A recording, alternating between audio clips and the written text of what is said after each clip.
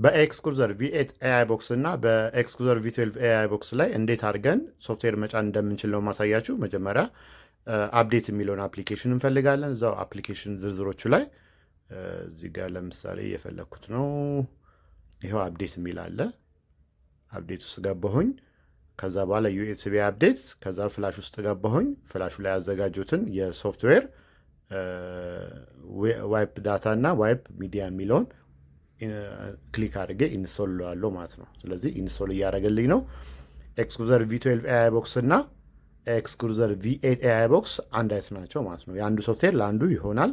ስለዚህ ሁሉም ነገር ሪሞታቸውም ሁሉ ነገራቸው ተመሳሳይ ስለሆነ የአንዱ ለአንዱ መጠቀም ትችላላችሁ ማለት ነው። ለአንዱ የተለቀቀውን ሶፍትዌር ለአንዱ መጠቀም ትችላላችሁ።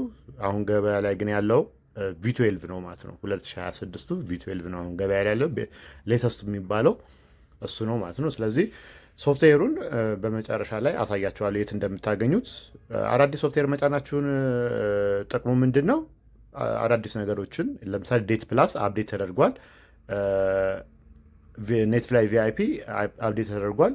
ለብሉቱዝ ደግሞ ድምፁን የምታስተካክሉበትም ደግሞ እሱም አፕዴት ተደርጓል ማለት ነው። ስለዚህ አዳዲስ አፕዴቶችን ወደ የተስተካከሉ ነገሮችን በየጊዜው በምጭኑ ሶፍትዌር ማስተካከል ትችላላችሁ። ስለዚህ ሪሞቱን ኮኔክት አድርጉ ይላችኋል። ኦኬን እና ማይነስ በተንን ለ5 ሰከንድ ለ10 ሰከንድ ጫን ብላችሁ ይዛችሁ መቆየት ነው። ራሱ ብሉቱዙ የሪሞቱን ብሉቱዝ ኮኔክት ያደርግላችኋል። ኔክስት ብላችሁ ትገባላችሁ ማለት ነው። ከዛ በኋላ ምን ታደርጋላችሁ? ኢሜል አድሬሳችሁን እዚህ ጋር የጉግል ጂሜላችሁን ማስገባት አለባችሁ። ምክንያቱም ይሄ የትሪያሉ ኦኤስ ነው ማለት ነው።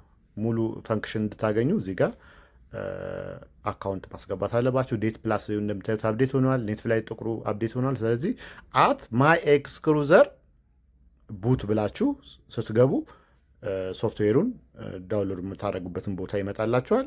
ስታርት ትሉትና ከዛ በኋላ ከሚመጣችሁ በምስሉ ላይ እንደምታዩት ክሊክ እያደረጋችሁ በሞዴላችሁ ገብታችሁ ሶፍትዌሩን ዳውንሎድ ማድረግ ትችላላችሁ። ኤክስክሩዘር በጣም የሚገርም አንድሮይድ ቦክስ ነው። ተጠቃሚ ሁኑ ይህን በመግዛት